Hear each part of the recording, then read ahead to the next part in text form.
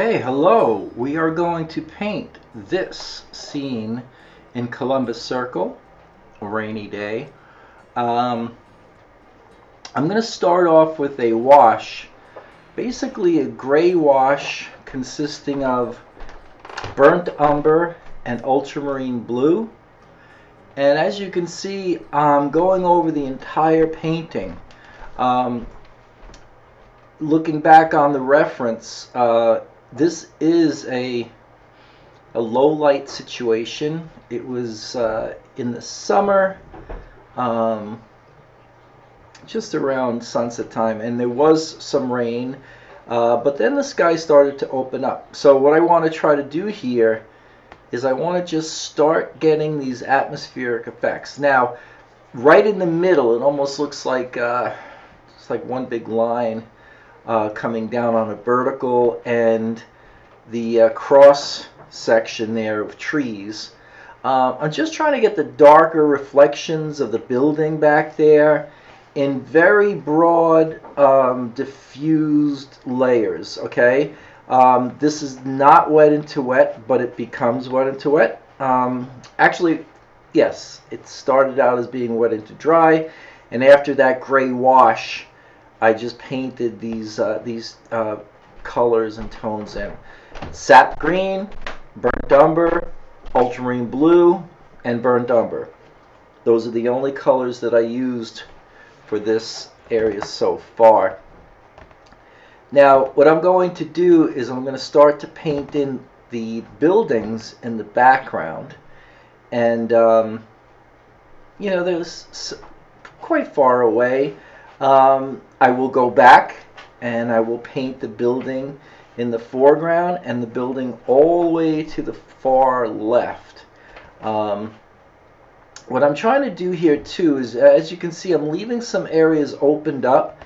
I want to try to get the feeling that there are some maybe wet rooftops kind of shining through, grabbing a little bit of light, ambient light from the sky.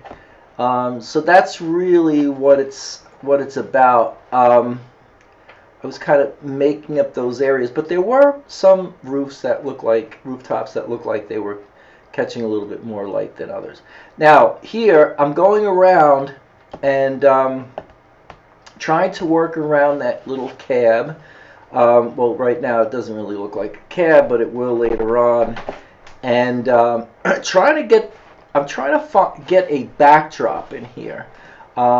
Massing in the building, keeping some of these lines a little striated. I want to get some of that texture in there. And you'll see that I go back and put like a slight cross, like a cross section in between there. And I just let it dry. Okay? I'm just trying, again, indicating everything in soft washes. Even at this stage, I believe I do go back and add a little bit more water just to kind of fuse the second wash in. What I'm trying to do here is just get my sky is already established. That gray was my skylight. I didn't want to go any darker than that. I think it was dark enough. It was probably about maybe 4% gray. And yeah, I just wanted to get a silhouetted cluster of trees there to sort of flank that building in, well, a little off center. So, still working around some shapes, working around car shapes. I'm looking at some of the hot dog vendor, the umbrellas there, trying to get some of those shapes in. They will be worked in later on. Now here's another little car, actually coming right towards us actually, and so I'm just trying to get the shapes. Now I'm not going crazy with the detail. I'm just trying to get the basic shapes of the cars. There's very little, if any, detail on any of these things. I think if you represent the shapes as best as you can, I think you're good to go. and that's where, you know, quick drawing comes in, and not trying to do, you know, a perfect technical rendition of a car.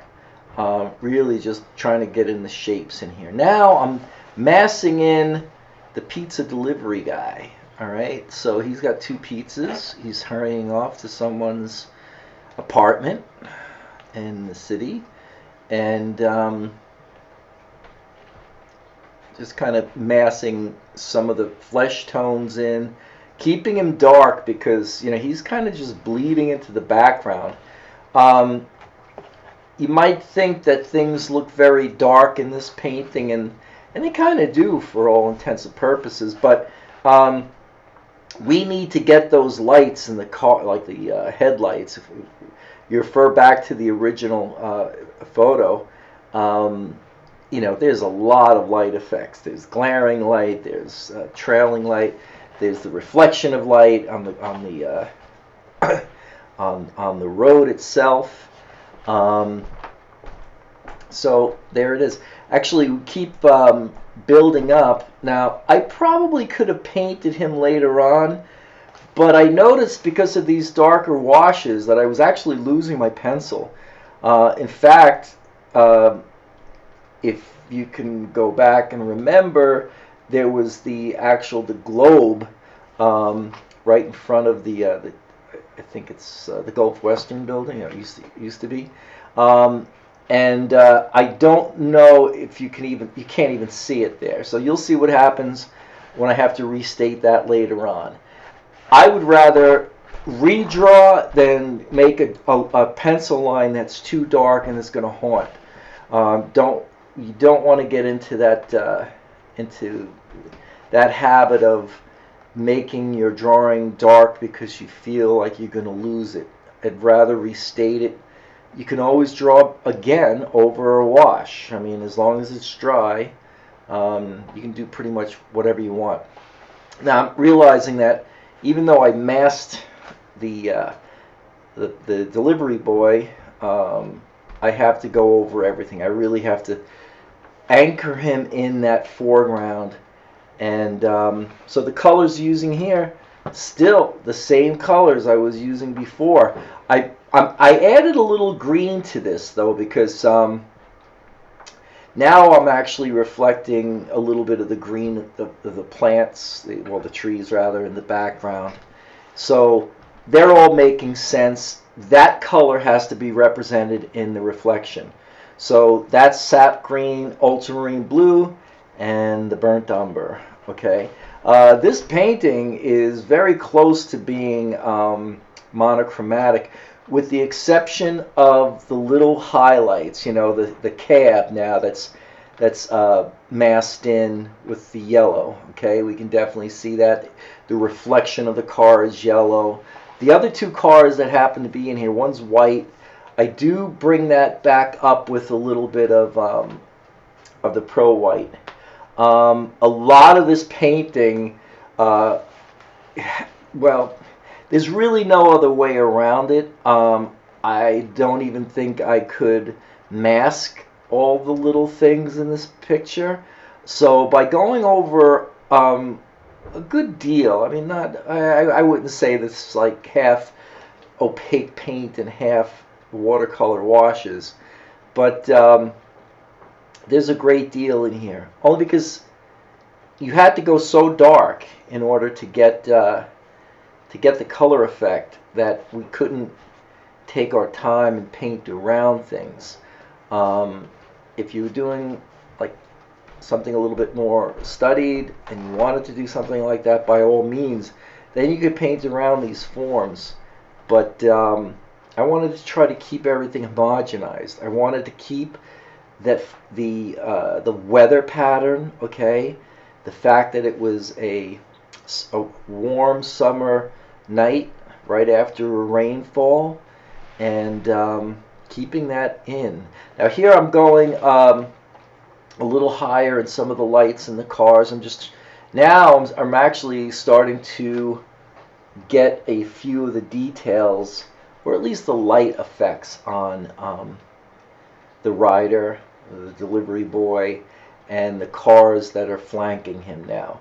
There's a big SUV just over to the right, and I want to try to start getting some of those details in. Now, there are some people, I think I just indicated them. And yes, were there a lot of people on that street sidewalk? Absolutely, tons. But just pick out a few. You don't have to go crazy. Less is more. There's like 2 figures by the stand there. And actually, you can also see the yellow and blue soubrette hot dog stand umbrellas. Okay, that's definitely New York. And unfortunately, I run out of. I don't know. I think I filled up my memory on my camera, and I run out of time. I think the only thing that I really neglected to get in was some of the the light poles and things like that. But now here I'm restating the guy again, the pizza boy, getting him to be a little bit more contrasted, but not so contrasted where that bicycle and the ellipses on the tires are going to jump out. By keeping them suggested is really the key to not trying to paint in the perfect ellipse tire, and just get the indication. Okay, plus keeping those contrasts. That's why there's like that dark spot right underneath him.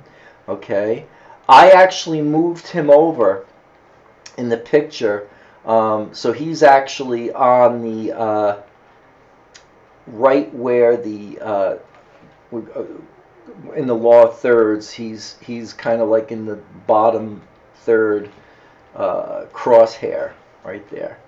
And now I'm adding a little the yellow light. Now you can start seeing some of the light effects come about.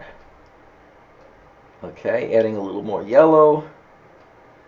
And I just gave it a slight spray. And that little spray of water just helps to move some of that paint around it, because the opaque paint actually bleeds through. Now, unfortunately, because I had to tape this down to my desk, I would normally have put this on an angle and just let it bleed down, actually, and that would have given me those long, drawn out fades, if you will. But I think I got most of them in. There were some street lines, because it is a circle, it's coming around. I think we were standing right in front of the Whole Foods, I believe, and just looking out at that scene. And so I'm drawing everything. I did not put the globe in as of yet, but I do take a chalk pencil. Okay, going back, working on the guy. Again, just adding just a few, tightening him up just a little bit, but not going crazy. I don't want to overstate the driver. He's really just indicated in there.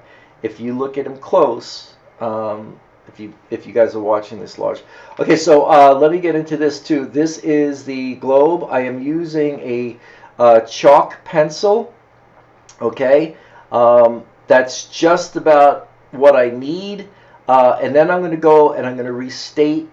Okay, on the globe, I think we have Europe there, and I think we'll see like the back of China on the opposite side.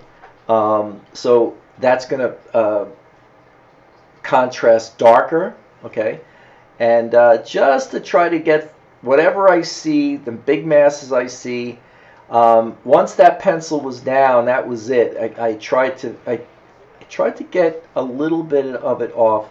Now I'm just adding some embellishments. There's some flags flying around, very festive corner there. And still adding some awnings. I think I lose it right about here, guys, or I'm very close. And yeah, so I'm missing the telephone poles and the lights, but you'll see them in the final. And just giving it one more spray so I can go back. And here it is. Here's the final picture. Thanks for watching. Be safe. Bye now.